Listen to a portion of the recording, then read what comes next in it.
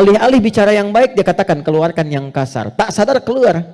Begitu keluar bentuknya dalam bentuk perbuatan, maka keluar namanya su, kata-kata yang kotor. Kata-kata su. Karena ini melewati nafas, nih, kan dari nafas nih. Tidak dilihat fujurnya, yang dilihat nafasnya. Oh, ternyata nafasnya itu memerintahkan kepada su. Nafas ketemu su, disebutlah nafsu. Oh, ya, ini asalnya nafsu.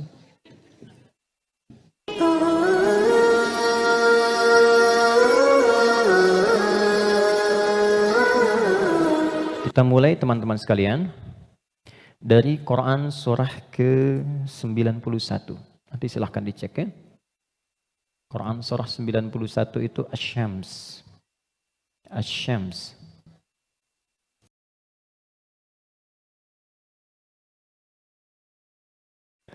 Ayat 7 sampai 10. Oke, pelan-pelan. Wa nafsin wa ma sawwaha fa'alhamaha fujuraha wa taqwaha. Ini butuh fokus agak dalam karena memang pembahasannya cukup detil, tapi saya berusaha menyederhanakan yang mampu bisa kita pahami.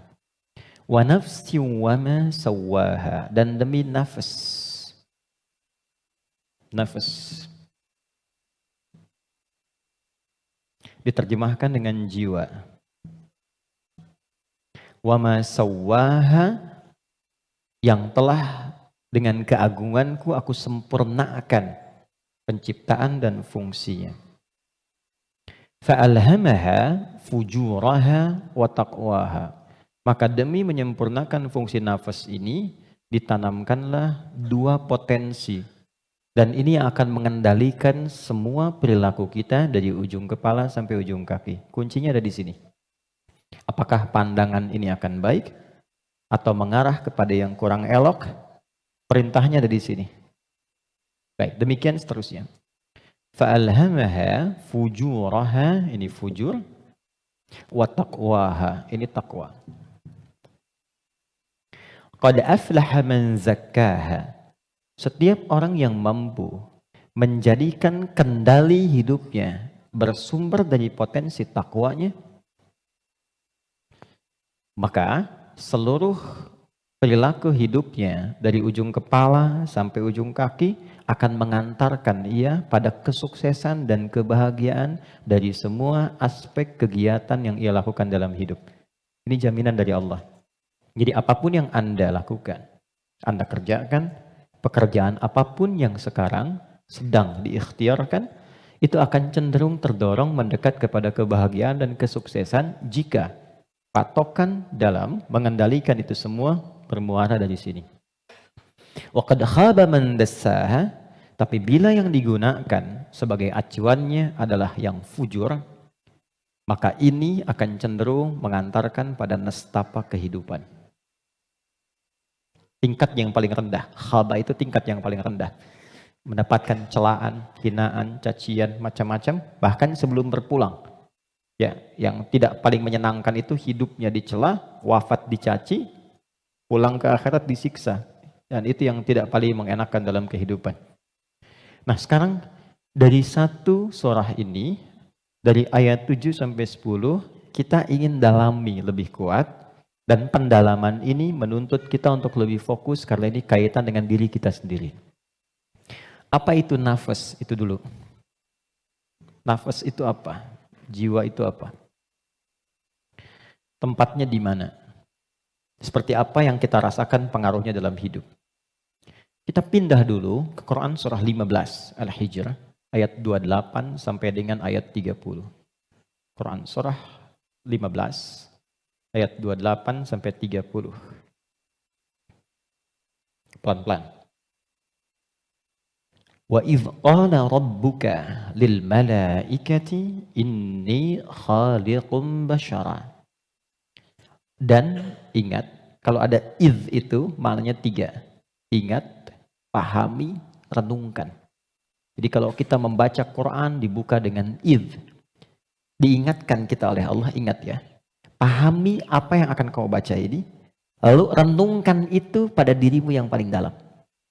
Wa idh qala rabbuka lil malaikati, pahami, ingat, renungkan. Ketika Allah berfirman pada malaikat, inni khaliqun basyara, aku akan mencipta makhluk baru yang bukan malaikat, yang bukan jin. Jadi sebelum Allah mencipta kita manusia disebut dengan basyar di sini, maka sudah ada malaikat dan jin terlebih dahulu. Urutannya malaikat dulu diciptakan dari cahaya, nur. Lalu jin diciptakan dari api, nar. Ya, baru kemudian kita manusia, basyar. Karena itu ayat manusia 28, ayat tentang jinnya 27-nya. Jadi kalau Anda lihat ayat 27 di Quran surah 15, wal janna khalaqnahu ya min qablu min naris samum. Sebelum manusia ada jin dulu urutannya diciptakan. Nanti jin ini sebagiannya ada yang tinggal nanti dengan malaikat di alam langit, tapi di alam tersendiri dari 7 lapis itu tidak sampai ke bagian atas. Nanti ada yang tinggal berkehidupan di dunia, yang kelak fungsinya akan digantikan oleh manusia menjadi khalifah di bumi. Nah, yang tinggal di alam langit ini, itu yang dulu disebut dengan Azazil namanya. Jin yang sangat taat, rajin ibadah, sampai diagungkan itu Azza. Oleh malaikat disebut nih hebat nih, ibadahnya banyak, maka disebut dengan Azazil. Cuma nanti kisahnya, ketika manusia diciptakan dan akan menempati posisi sebagai khalifah di bumi, jin yang terlihat taat ibadah ini ternyata memiliki kecemburuan yang tinggi sampai membangkang perintah Allah. Maka membangkang perintah disebut dengan fasik. Perbuatannya fasak. Maka berubahlah ia dari jin menjadi makhluk fasik. Ya, tertutup kebaikannya dengan keburukannya. Yang menutup keburukan dengan kebaikan, ada yang buruk yang tak ingin terlihat ditutup dengan yang baik, itu namanya libas, dari kata labasa. Tapi kalau yang baik sudah bagus, ibadah, jujur baik, ditutup dengan keburukan karena sombong misalnya, maka itu namanya dari kata balasa, makhluk yang tertutupnya disebut iblis. Maka dari situ dia menjadi iblis. Di situ ada di Quran surah ke-18 ayat ke-50. Quran surah 18 ayat 50. Wa idh qulna lil malaikati isjudu li adama fasajadu illa iblis kana minal jinni fa fasaqa an amri rabbi. Jadi iblis ini asalnya dari kalangan jin yang tadinya taat tapi tertutup oleh kesombongannya untuk memenuhi perintah Allah, dia tolak karena sombong. Ada di mana? Al-Baqarah ayat 34 dengan kalimat yang sama tapi inti yang beda. Wa idh qulna lil malaikati isjudu li adama fasajadu illa iblis aba, dia enggak mau sujud, wastakbar karena sombong. Ya. Nah, Allah memurkai jin ini menjadi iblis bukan karena enggak sujudnya pada Adam, tapi enggak patuhnya sama Allah. Urusan jin sama Adam itu terkait jin dan Adamnya, tapi ketika tidak mematuhi Allah, maka hilang sifat ubudiyahnya. Maka marahnya Allah kepada jin jadi iblis ini bukan karena Adamnya, karena enggak patuhnya pada Allah. Itu ada di Quran surah ke-7 ayat 11 sampai 12. Qala ma mana'aka alla tasjuda id amartuk. Allah katakan, "Hei iblis," dirubah langsung jadi iblis. Kenapa kamu enggak mau sujud ketika aku perintahkan? Jadi yang penting itu perintahnya, bukan karena sujudnya. Kita diminta sholat itu, sholat bukan karena sholatnya, bukan karena sujud rukunya, karena Allah yang perintahkan. Karena kita mengaku beriman, buktikan kita patuh pada Allah. Maka kepatuhan itu wujudnya lewat sholat. Makanya ketika seseorang yang mengaku beriman tidak sholat, itu sama dengan tidak mematuhi Allah. Itu prinsip dasarnya. Baik, kembalikan ke sini. Secara singkat, simpan saja dulu malaikat, simpan jinnya dulu, abaikan iblisnya. Kita fokus ke sini dulu. Maka diciptalah setelah itu manusia, disebut dengan basyar. Tolong fokus ke sini. Basyar adalah satu dari 5 nama manusia yang disebutkan dalam Al-Quran. Kadang dia disebut dengan ins, dipasangkan dengan jin, dan pasangan ini tersebut 18 kali dalam Al-Quran. Ya ma'syaral jinni wal ins, wa ma khalaqtul jinna wal ins. Kadang dia disebut dengan insan. 65 kali disebut dalam Al-Quran, bahkan ada surah ke-78, surah Al-Insan. Hal ata 'alal insan. Kadang disebut dengan Bani Adam. 7 kali disebut dalam Al-Quran, ya Bani Adam, untuk menunjukkan keturunan. Kadang disebut dengan Nas, An-Nas. 241 kali disebutkan dalam Al-Quran. Dan ada surah ke-114. Surah bagi semua umat Islam paling favorit di muka bumi. Qul a'udzu birabbin nas. 5 nama. Uniknya, setiap nama dalam Al-Quran menunjukkan fungsi tersendiri bagi kegiatan manusia. Contoh, kalau ingin menunjukkan kelembutan dan karakter keramahan pada manusia dan penampakannya, maka yang disebutkan kata ins. Lalu disebut lawannya jin. Jin disebut jin karena tersembunyi, nggak nampak. Lawannya ins nampak. Karena itu jin fitrahnya nggak nampak, nggak bisa ada yang lihat jin. Ingat ini ya, kalau ada yang mengatakan saya bisa melihat jin, hanya jin yang mampu melihat jin, maka orang itu sedang kemasukan jin. Ingat itu, ya. Maka sifat jin itu nggak bisa dilihat oleh manusia, tersembunyi. Makanya kalau ada jin melakukan penampakan, itu jin sedang punya masalah. Ya. Karena keluar dari fitrah. Apalagi manusia-manusia yang sedang cari-cari penampakan jin. Hati-hati ya. Oke. Sebaliknya, jin tersembunyi, manusia nampak. Fitrahnya tampak. Ketemu nampak, salaman, senyum. Jadi kalau ada manusia yang suka sembunyi-sembunyi, suami pulang ke rumah sembunyi-sembunyi. Ada pintu depan, dia naik lewat jendela. Dia buka WA, istri, ambil handphone suami, sembunyi-sembunyi. Cek dan sebagainya. Ini menunjukkan bahwa suami itu sedang bukan menjadi jin, sedang ada masalah. Gampangnya begitu. Biasanya papasan enak, sekarang cari jalan lain. Itu pasti sedang punya masalah. Itu fitrah. Ya. Yang kedua, jin kasar. Karena itu disebut jin. Manusia lembut. Karena itu, tampilan karakternya selalu lahir sifat kasar. Gak ada orang misalnya, maaf, kemasukan jin jadi lembut. Gak ada. Mas Duda izin pengen ikut kajian, sedang kemasukan jin, itu mustahil. Biasanya dia meracau. Nah manusia itu karakternya lembut. Makanya saking lembutnya Allah tanamkan kecintaan kepada anak yang baru dilahirkan. Anak siapapun itu. Orang pasti senang. Pengen gendong, pengen cium dan sebagainya. Pertanyaannya, kenapa kok tiba-tiba kata-katanya bisa menjadi kasar? Perilakunya kok jadi keras? Padahal ketika lahir, dia dalam keadaan baik. Maka nanti babnya tersendiri. Ada bab tentang lingkungan, bab tentang orang tua, perhatian dari saudara-saudarinya. Kullu bauludin yuladu 'alal fitrah fa'abawahu. Lingkungan, bisa orang tua, bisa teman, bisa sekolah dan sebagainya. Oke. Insan tidak disebutkan kecuali menunjuk pada manusia yang terkait dengan totalitas aktivitasnya dari bangun tidur sampai tidur lagi. Jadi, kalau Anda menginginkan belajar tentang manusia dari sudut pandang akhlak, pelajari kata ins. Kalau Anda ingin belajar tentang manusia yang menata kurikulum hidupnya, apa yang harus dilakukan saat bangun, bagaimana menata hidup dengan panduan-panduannya, Anda mau jadi apapun silahkan. Nanti di Quran ada panduannya. Dari bangun tidur sampai tidur lagi, keluarkan semua kata insan dalam Al-Quran. 3. Kalau kita ingin melihat genealogi kita dan perjalanan sejarah kehidupan bapak moyang kita dari Nabi Adam sampai ke Rasulullah SAW yang jadi petunjuk untuk kita, maka temukan di kalimat Bani Adam. Jika Anda ingin belajar tentang bagaimana membangun hubungan yang baik secara sosial dengan teman, dengan lingkungan, dengan tetangga dan sebagainya, maka keluarkan semua kata nas dalam Al-Quran. Tapi kalau Anda ingin belajar tentang menata nafsu yang ada dalam jiwa setiap manusia, maka keluarkan kata bashar dalam Al-Quran. Disebutkan sebanyak 35 kali dalam bentuk tunggal dan sekali dalam bentuk dual. Nah, ketika Allah menyampaikan pertama kali penciptaan manusia, yang disebutkan kalimatnya bashar. Wa idh qala rabbuka lil malaikati inni khaliqum bashara. Bukan ins, bukan insan, bukan bani Adam, bukan annas, bashar. Apa tahapan penciptaannya? Ini intinya.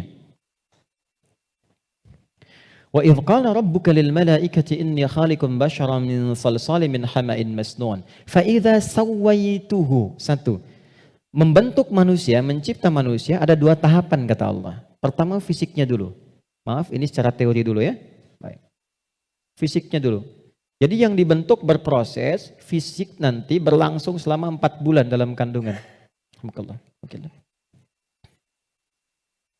Ini detailnya ditemukan. Misal di Quran surah ke-22 Al-Hajj di ayat yang kelima, atau di Quran surah ke-23 Al-Mu'minun dari ayat ke misalnya 11 sampai dengan 15.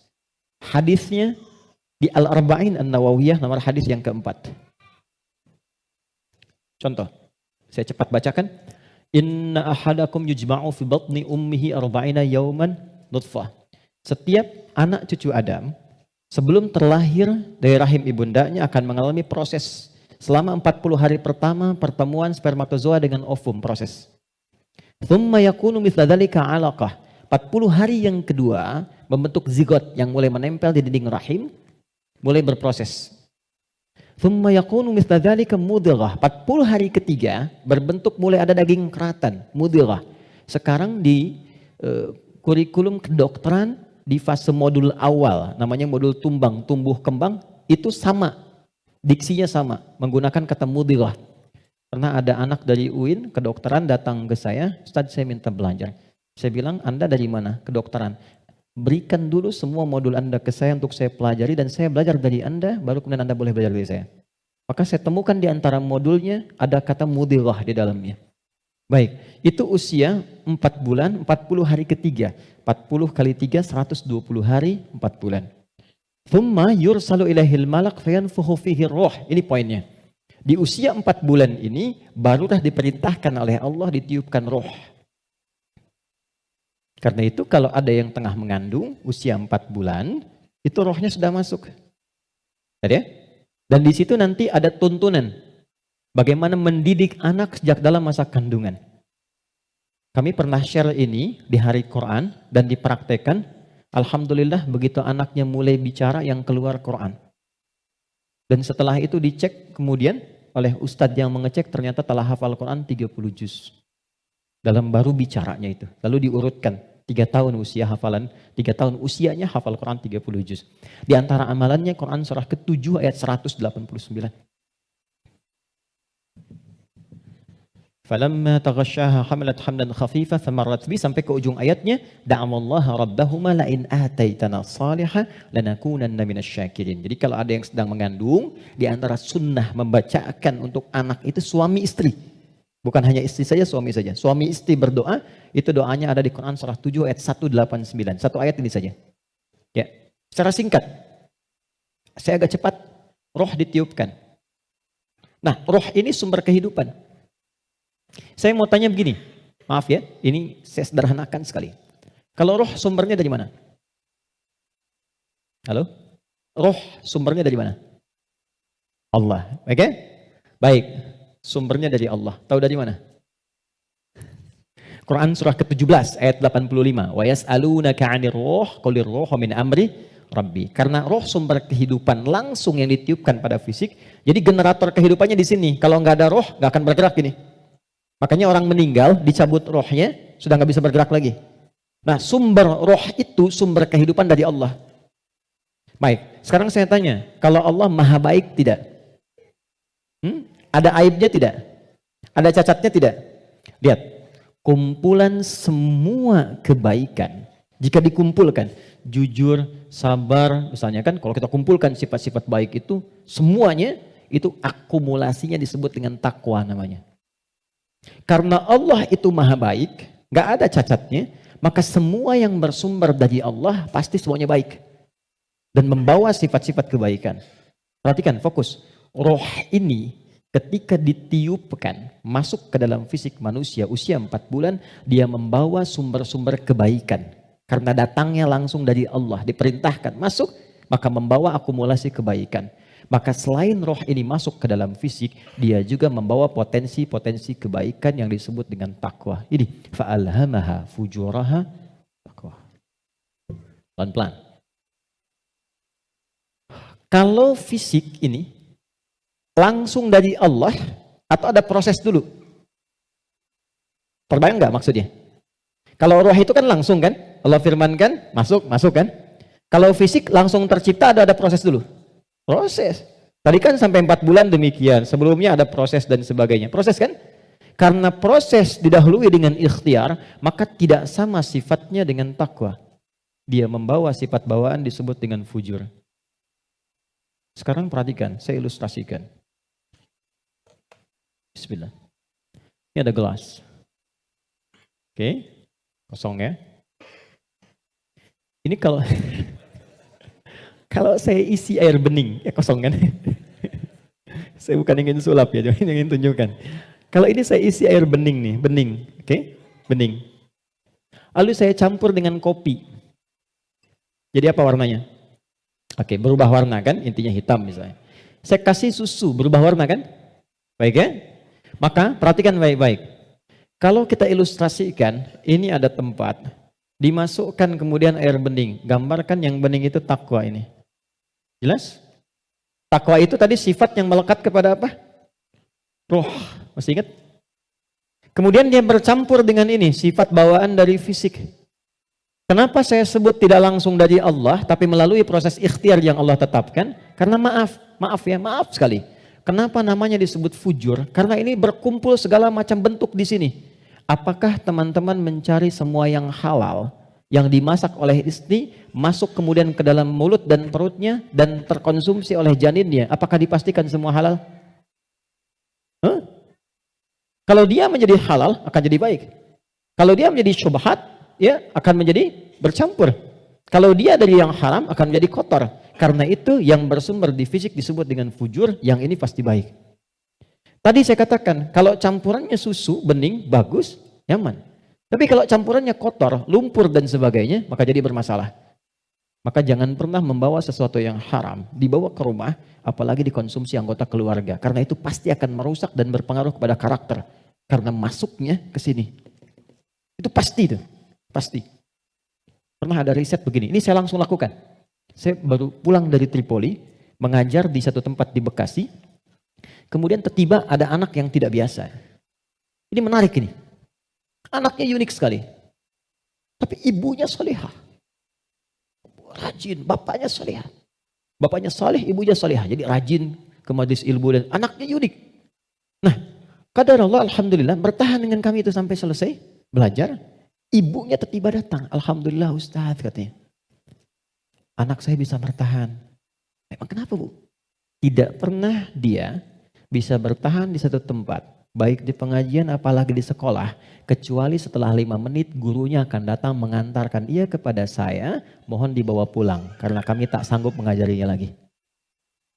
Nah tanpa saya tanya ibunya cerita. Ustadz izin konsultasi. Sebetulnya ini saya adopsi.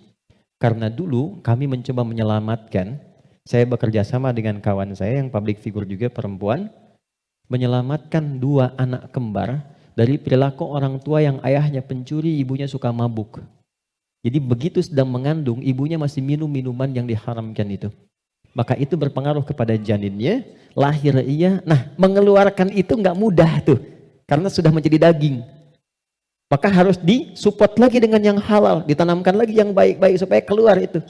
Nanti ada tahap yang ringan, tahap yang menengah, tahap yang paling susah. Tapi itu semua ada caranya untuk mengembalikan. Yang ingin saya gambarkan adalah, hati-hati kita ilmiah sekali hari ini. Ini bawaan dari gabungan fisik, sifatnya fujur, yang ini roh membawa sifat takwa. Karena takwa yang bening bercampur dengan fujur, maka merubah keadaan roh. Yang tadinya murni seperti biasa, karena roh membawa sifat takwa, nyampur jadi ini, bercampur dengan fujur. Maka merubah nama roh kemudian menjadi nafas. Pelan-pelan, pelan-pelan. Kalau roh saja yang dibawa sifat takwa, udah pasti baik tuh. Tapi karena dia bercampur dengan ini, yang bahannya banyak tuh, ya, dan sifat fujur, maka berubah nanti dari sifat yang takwa ini bercampur dengan fujur, merubah nama roh saat masuk ke dalam tubuh, berubah menjadi nafas. Dari sini diserap ke dalam bahasa Indonesia menjadi nafas. Ya, maka dikatakan seseorang bisa bernafas ketika rohnya masuk. Tapi dalam keterangan Al-Quran bukan cuma bisa nafas, di situ akan tergabung takwa, potensi yang dibawa oleh roh sebagai sumber kebaikan. Di sini ada fujur, potensi yang dibawa oleh fisik, ya, yang kadang-kadang menjadi lawan daripada sifat kebaikan. Pelan. Sampai di sini bisa dipahami? Artinya apa? Artinya, maaf, di dalam diri kita ini, siapapun manusianya, pasti ada potensi kebaikan. Ini sifat dasar manusia itu baik. Itu sifat dasarnya. Nggak ada yang nggak baik. Makanya, maaf, sepencuri-pencurinya pencuri, sebetulnya hatinya menolak. Ketika akan mencuri, pasti hatinya menolak itu. Itu salah. Karena itu pencuri nggak mau dicuri. Coba kalau 3 orang mencuri, yang satu misalnya menyembunyikan hasil curiannya, maka bosnya akan berkata, maling kamu. Padahal mereka baru maling gitu kan. Ya? Oke. Pelan-pelan ya. Jadi singkatnya, di dalam diri kita terkumpul semua potensi kebaikan yang dibawa oleh roh. Dan saat yang bersamaan, ada potensi yang dibawa oleh fujur dari fisik. Ada di sini, ini lawannya. Nah, yang menarik begini, ini potensi takwa ini, akumulasi semua kebaikan, kita sebut dengan sumber positif gini. Yang ini didesain oleh Allah sebagai lawannya, kita sebut kutub negatif begini, fujur. Pelan-pelan ya. Dan ini sudah menjadi hikmah kehidupan. Apapun yang bisa bergerak akan selalu ditemukan positif dan negatif. Anda beli robot-robotan pakai baterai, pasti ada kutub positif dan negatif kan? Ya kan? Proton dan neutron. Dalam proton nanti ada neuron dan macam-macam. Ada partikel, ada atom dan sebagainya. Jelas ya? Ini semua hukumnya sudah begitu. Ini hukum kehidupan. Tapi kaitan dengan diri kita, ini yang harus kita sadari. Saya turunkan ke sini untuk lebih mudah. Nafas. Di sini ada takwa. Semua kumpulan sifat baik. Jujur. Rendah hati. Kemudian sabar. Dan seterusnya. Saat yang bersamaan, di sini ada lawannya, sifat fujur. Jadi kalau teman-teman di sini menemukan jujur, di sifat fujur itu ada dusta. Kalau di sini ada rendah hati, di sini ada sombong. Kalau di sini ada sabar, di sini ada sifat amarah yang berlebihan, pemarah. Nah, kita mesti menyadari, setiap manusia itu punya potensi jujur, tapi saat yang bersamaan punya potensi dusta. Dia punya potensi rendah hati, tapi saat yang bersamaan, dia bisa sombong. Nah, yang paling menarik adalah, bagaimana kita bisa mengendalikan ini, sehingga yang keluarnya selalu yang baik. Dan yang ini bisa kita tutup, bisa kita tekan, sehingga tidak muncul ke permukaan. Nah, inilah inti pembahasan kita, yang akan kita turunkan. Saya ingin fokuskan betul pada apa yang akan saya terangkan saat ini. Jadi yang barusan muqaddimah ya, sekarang kita mulai ke intinya. Saya ingin berikan penjelasan dari akarnya dulu supaya kita paham tentang diri kita. Jelas sampai di sini? Halo? Jelas ya? Oke. Yuk kita lihat. Kembali ke Quran surah Asy-Syams ayat 7 sampai 10. Wa nafsin wa ma sawwaha, dan demi jiwa nafas yang telah aku sempurnakan, kata Allah penciptaannya. Fa'alhamaha fujuraha wa taqwaha. Maka diilhamkan pada nafas ini ada 2 yang seakan berlawanan, yaitu fujur dengan bawaan ini dan takwa sifat baik. Sekarang lihat rumusnya. Qad aflaha man zakkaha. Qad, saya berikan gramatikal bahasa Arabnya dulu. Qad harfut tahqiqin wa taukidin. Huruf tahqiq yang menjamin sesuatu. Taukid yang menegaskan satu hukum. Cara menerjemahkannya, qad aflaha, aku jamin, kata Allah. Dan aku tegaskan. Orang yang mampu menata zakat, menata nafasnya dengan baik, maka hidupnya akan cenderung sukses dan bahagia. Apapun pekerjaannya. Baik, kalau Anda buka terjemahan, zakat itu diterjemahkan dengan menyucikannya. Qad aflaha man zakkaha. Ini kuncinya. Jadi kalau kita ingin menata kalbu, menata nafas, maka caranya dengan zakka. Zakka menyuci. Saya tanya ke akhwat ya, teman-teman. Kalau menyuci itu, membuang bajunya atau kotorannya? Oke. Saya tanya ke teman-temannya, ikhwan yang pria. Sekali lagi saya pastikan. Menyuci itu membuang bendanya atau menghilangkan kotorannya? Kotorannya. Baik, sekarang saya tanya pada semuanya. Kalau tidak kotor, mungkin nggak dicuci? Huh? Halo? Kalau tidak kotor, mungkin nggak dicuci? Baik, baik. Sekali lagi, yang ketiga, yang terakhir. Jadi adanya kotor itu untuk menunjukkan yang bersih atau untuk mengotori pakaiannya? Ayo, bingung sekalian nggak apa-apa. Manfaat kotor itu, kotor, untuk menunjukkan yang bersih atau untuk mengotori pakaiannya? Bukan, yang mengotori itu andanya, gitu kan? Kotor itu diciptakan untuk mendapatkan bersihnya. Sebab kalau nggak ada kotor, nggak akan ketahuan bersihnya. Anda nggak mungkin nyuci kalau nggak ada kotoran, nggak ada kerjaan. Tapi supaya ketahuan itu bersih, ditampakkan yang kotornya. Kan harus ada pembanding. Dari mana taunya orang itu baik? Kalau ada yang buruknya, bisa dibandingkan. Tahu dari mana dia jujur? Kalau ada bohongnya. Tahu dari mana bersih? Kalau ada kotornya. Maksud saya, kotoran itu diciptakan bukan ingin mengotori pakaiannya, tapi ingin menghasilkan kebersihan di balik kotoran itu. Karena itu menyuci, itu membersihkan kotoran, bukan membuang bendanya. Tarik logika itu ke sini. Qad aflaha man zakkaha. Allah menciptakan sifat fujur bukan ingin menjadikan manusia itu terjebak dalam keburukan. Jadi jangan bertanya begini, kenapa Allah ciptakan sifat dusta? Kan saya nggak akan berdusta kalau begitu. Kenapa Allah ciptakan sifat sombong? Kan saya nggak akan sombong kalau begitu. Bukan, kata Allah, pada asalnya diciptakannya fujur dengan semua sifat ini adalah untuk menjadi katalis dalam bahasa kimia itu. Supaya dia bisa menstimulus supaya baiknya keluar. Sebab kalau nggak ada ini nggak akan muncul. Contoh, bisa nggak ada sabar kalau nggak ada marah? Antum pulang ke rumah, ketemu istri, tiba-tiba nyampe rumah, istri bilang, "Pak, sabar ya Pak, sabar," gitu. Padahal nggak ada hujan, nggak ada angin, nggak ada apa-apa. Kira-kira respon antum gimana? Sayang, kamu sehat? Kan? Nggak mungkin kan? Ada amarah, pim. Mau marah nih, sabar aja, sabar, nggak usah dibalas. Nah, kapan ada sabar kalau ada pemicunya?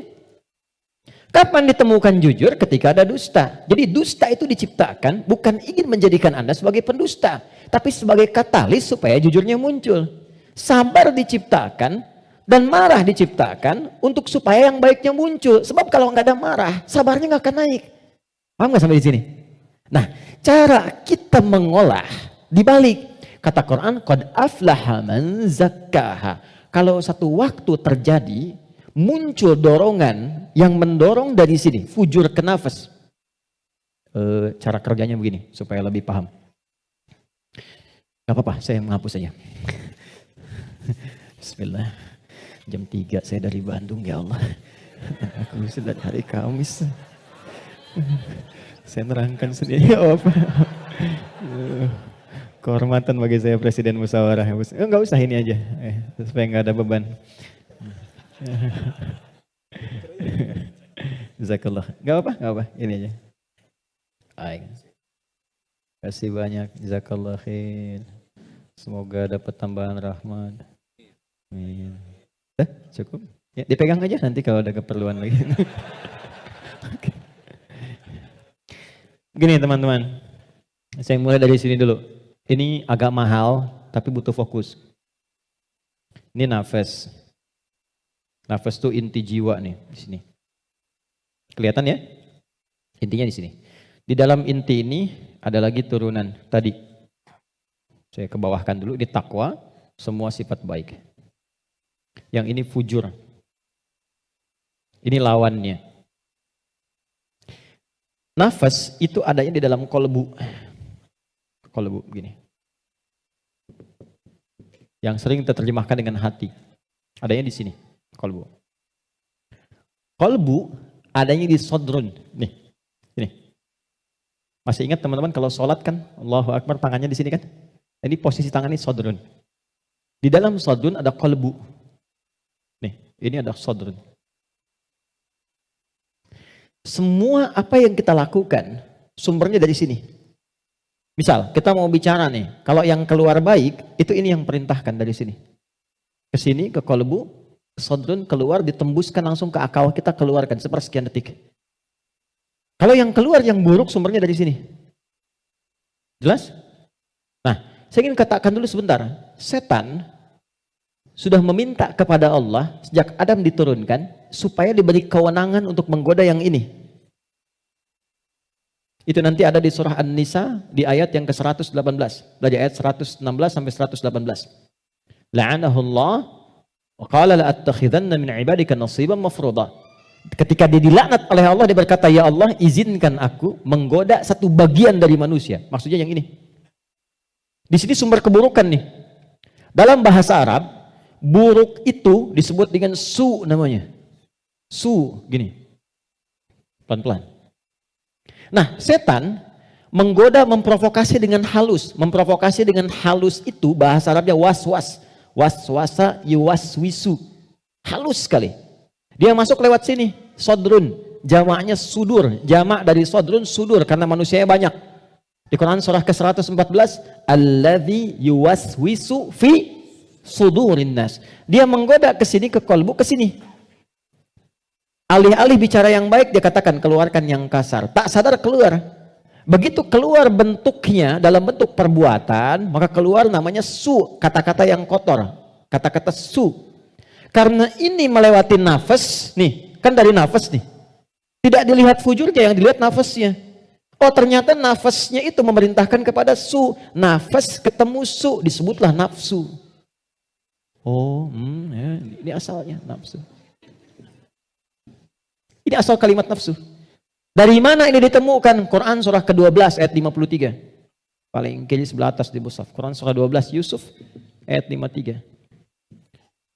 Wa ma ubarni'u nafsi innan nafsa nafas la'amaratum bisu. Nafas ketemu su jadilah nafsu. Jelas? Nah, asalnya nafas ini netral. Di dalamnya ada takwa, ada fujur. Yang ini yang kelihatan jelek sebetulnya asalnya katalis untuk yang ini. Bukan ingin menjadikan kita berbuat buruk, tapi lebih menjadikan yang fujur ini mendorong supaya yang sifat baik itu muncul ke permukaan. Pertanyaannya caranya bagaimana?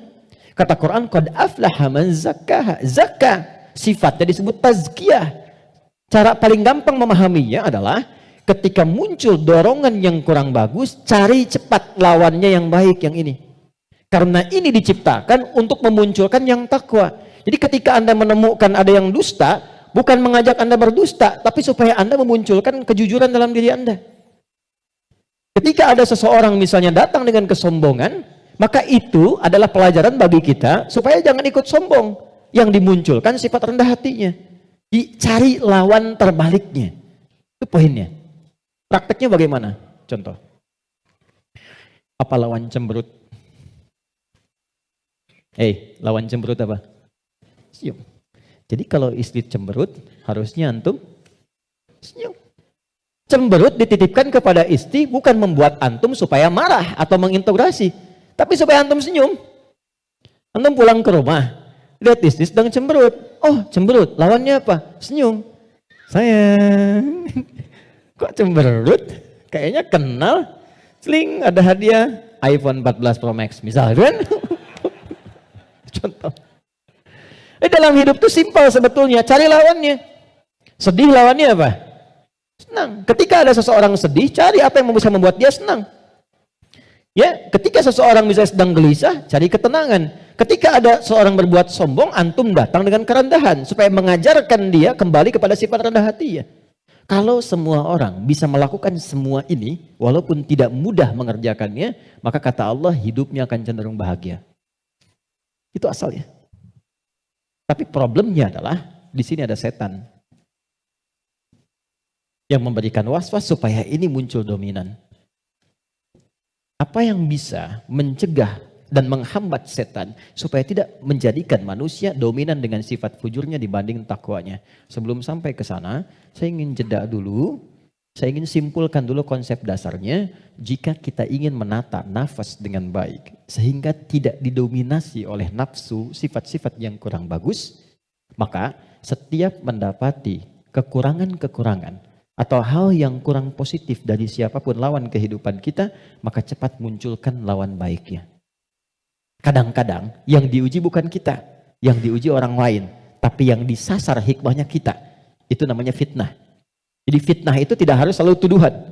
Bisa jadi ujian. Misal, inna min azwajikum wa auladikum, bahkan amwalikum fitnah. Kata Allah, anak-anak itu jadi fitnah. Maksudnya apa? Kadang-kadang di anak-anak ada aktivitas-aktivitas yang mungkin tidak ideal, yang orang sebut dengan nakal. Ya? Padahal tidak ada anak yang nakal. Boleh jadi anak itu dibuat aktif supaya kreativitas orang tuanya makin muncul.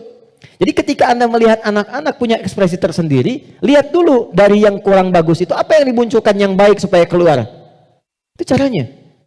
Sama dengan begini, itu ada kejadian di Cianjur. Musibah. Bagi warga Cianjur yang terkena, itu bala namanya. Ibtila, ujian langsung yang dialami. Bagi kita itu fitnah. Ujian yang diberikan ke sana, tapi hikmahnya menyentuh diri kita. Ada nggak yang terpanggil untuk datang? Betul nggak orang beriman saling merasakan? Betul nggak titipan harta itu benar-benar untuk berbagi dan sebagainya? Maka diberikan ujiannya di sana. Mungkin yang wafat di sana masuk kategori syahid akhirat. Karena di antara syahid itu kan tertimpa bebangunan, meninggal dia syahid. Kita wafat bagaimana? Maka disentuh untuk datang. Kami ke sana bangun posko, lihat teman-teman, maaf ya, ini pelajaran besar ya. Mohon kalau kurang berkenan, mohon saya dimaafkan dengan kalimat ini.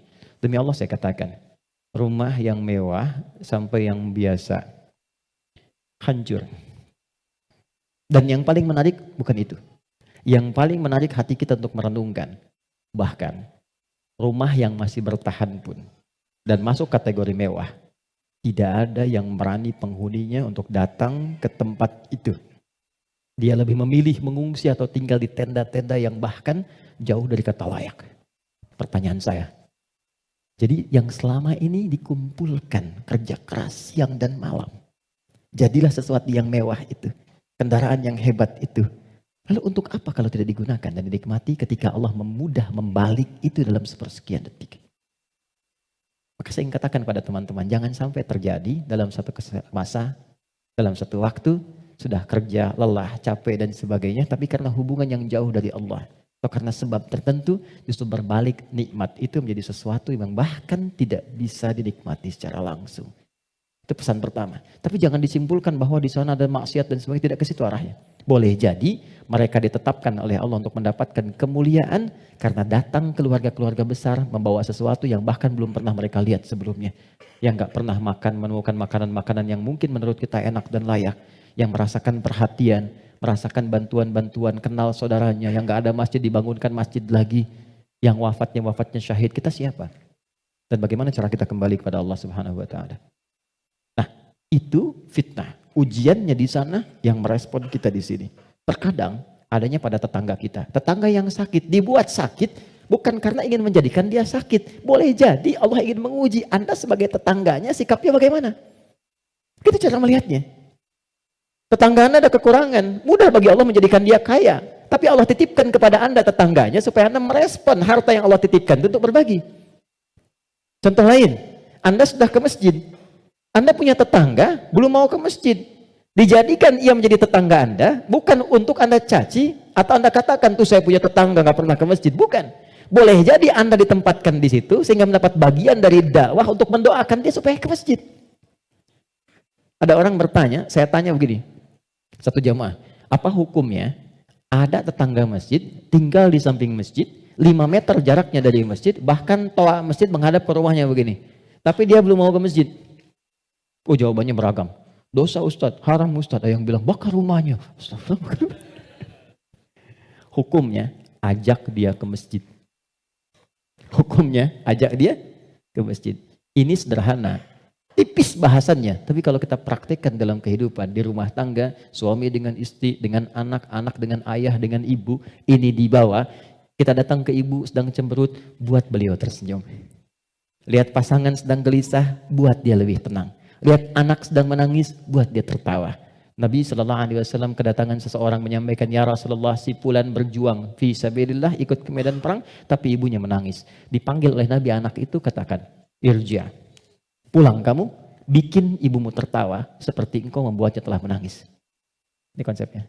Sederhana, tapi kalau kita bisa mengendalikan itu dalam kehidupan, maka kebahagiaan akan nampak di depan mata. Setidaknya itu kata Al-Quran. Oke, saya berhenti sejenak, kita dialog dulu. Nanti setelah itu saya akan sempurnakan tentang provokasi setan dan bagaimana mencegahnya. Ada yang mau ditanyakan? Saya perkenankan. Halo, kenapa menjadi diam begini? Ada yang mau bertanya? Atau saya teruskan dulu? Setelah itu baru kita bebas berdiskusi? Baik ya? Baik. Tidak mudah untuk dilakukan, sikap seperti itu, mudah disampaikan tapi tidak mudah dikatakan. Sama ustadz juga begitu. Sama saja, godaannya sama, mau ustadz mau bukan sama. Makanya jarang ada ustadz ceramah bawa istrinya. Baik. Ini live gak ya? Oke, aman ya. Baik, saya kembalikan di sini. Kenapa? Karena sama, ada setannya. Ini poinnya. Ada setannya. Ini yang sudah berjanji kepada Allah, berkomitmen maksudnya. Pokoknya selama manusia hidup, siapapun itu, dan apapun statusnya, dia pasti memberikan waswas, menggoda lewat sini. Supaya ini ditekan. Ya, supaya takwanya ditekan, yang naik yang ini, yang buruk-buruknya. Maka bagaimana cara mencegah godaan-godaan setan itu, sehingga kita manusia tidak terbawa dalam nuansa provokasi setan, sehingga bertransformasi dari pribadi yang lembut, ini berubah menjadi pribadi yang kasar, yang kotor tindakannya dan sebagainya. Maka yang pertama kata Al-Quran, teruskan ayatnya, waqad khaba man dassaha. Ingat ya, kalau sifat fujur itu diperturutkan, diikuti, dusta diikuti, sombong diikuti, jadi perilaku jadi sombong. Belum apa-apa, sudah mulai pamer, sudah macam-macam dan sebagainya. Perhatikan, khab. Pikirkan dulu kata Allah kalau mau sombong. Pikirkan kalau ingin dusta. Pikirkan kalau ingin berbuat hal-hal yang buruk. Khab. Muaranya, ujungnya pasti kehinaan. Ini. Jadi sebelum berbuat sesuatu yang menyimpang, kalau Anda ingin berkata kotor, pikirkan dulu. Karena ketika itu keluar, Anda akan terhina, kata Allah. Anda akan terhina. Kalau bukan ada yang di hadapan, orang lain yang akan tergerak untuk menghinakan itu.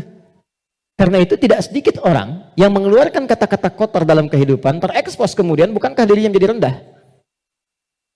Mau sombong, bagi dirinya mungkin hanya ingin menampilkan kerja keras saja. Tapi ketika ditampilkan dalam bentuk sombong, diikuti provokasi ini, maka apa yang terjadi? Khab. Kata Allah, ujung-ujungnya pasti ini, terhina hidupnya. Entah itu mendapatkan celaan, entah itu mendapatkan cacian. Jadi semua bentuk keburukan yang dialami oleh manusia itu kembali kepada perilakunya. Dan pada akhirnya adalah mengikuti bisikan-bisikan yang disampaikan oleh setan. Jadi yang pertama kali, kalau terfikir sesuatu yang buruk, langsung kata Allah pikirkan, maaf ya, hei jangan kerjakan. Kalau tidak, kamu akan terhina di ujung. Maaf sekali lagi, maaf. Seseorang ketika berbuat korupsi misalnya, dia merasakan akan mendapatkan sesuatu yang besar. Tapi Quran menasihati jangan lakukan, karena kamu akan terhina.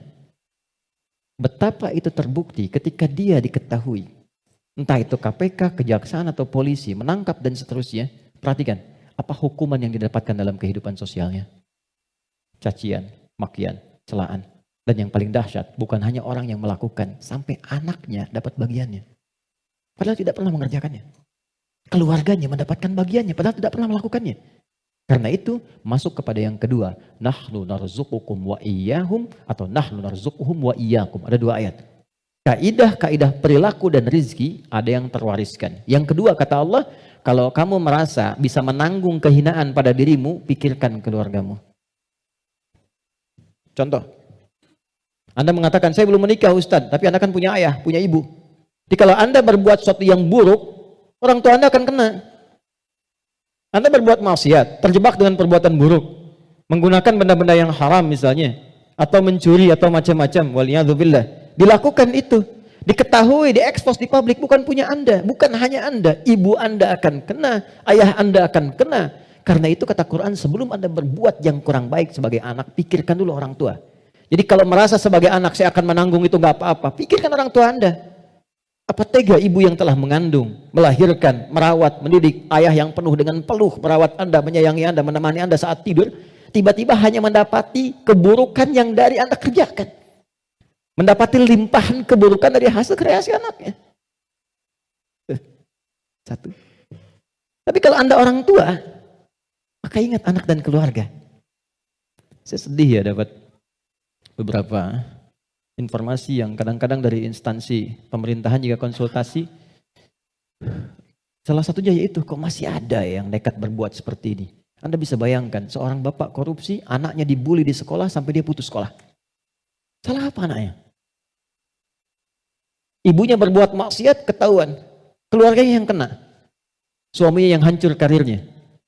Karena yang istrinya berbuat yang tidak bagus, berselingkuh, bergaul dengan pasangan yang lainnya, suaminya yang kena, suami yang kemudian diputus pekerjaannya, anak-anak yang kena bulinya. Jadi masuk yang kedua, ketika ada seseorang yang berpikir mengikuti provokasi setan, kata Allah, pikirkan keluargamu, pikirkan anakmu. Yang ketiga, yang terakhir, pikirkan kematian, wafat. Jadi kalau sedang terdorong oleh nafsu yang diarahkan oleh setan untuk berbuat yang buruk, misal, maaf, ingin mencela orang, hanya sekedar bikin status. Coba bayangkan saat berbuat seperti itu, Anda diwafatkan oleh Allah Subhanahu wa Ta'ala. Apakah mau wafat dalam keadaan sedang berbuat maksiat? Sementara selama ini Anda sholat, Anda puasa, Anda zakat dan sebagainya. Tiba kemudian berbuat maksiat dan wafat dalam keadaan demikian. Itu puncak terakhirnya yang paling cepat bisa mengendalikan nafsu kita supaya tercegah dari perbuatan yang buruk. Selebihnya di situ doa-doa untuk menguatkan itu semua. Ada ayat kursi, ada tiga surah paling favorit semuka bumi terakhir. Al-Ikhlas, Al-Falaq, An-Nas. Ada istighfar dan lain sebagainya. Nah itu jalan-jalan yang bisa kita lakukan. Dan sebagai penutup, kalau sudah pernah terjebak berbuat seperti itu, bagaimana cara kembalinya? Ini ada jalan rel. Salah belok ke sini. Ingin balik lagi supaya ke jalan yang benar. Balik kembali. Kembali ke jalan yang lurus, yang benar. Untuk menempuh jalan yang lebih baik, dalam bahasa Arab disebut dengan taba, sifatnya disebut dengan taubat.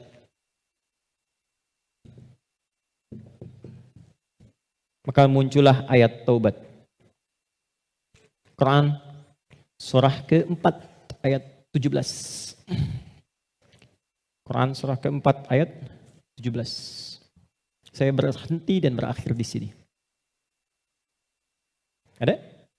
Innamat taubatu 'ala Allahi lilladzina ya'maluna as-su'a bijahalatin thumma yatubuna min qarib. Masih ingat teman-teman? Kalau perbuatan dari nafsu jadi wujud perbuatan, maka disebut apa namanya? Perbuatannya disebut apa? Masih ingat gak? Oh, kalau lupa suka gak ingat tuh. Masih ingat kan? Kan? Oke. Sekarang di ayat itu, innamat taubatu 'ala Allahi lilladzina ya'maluna as-su'.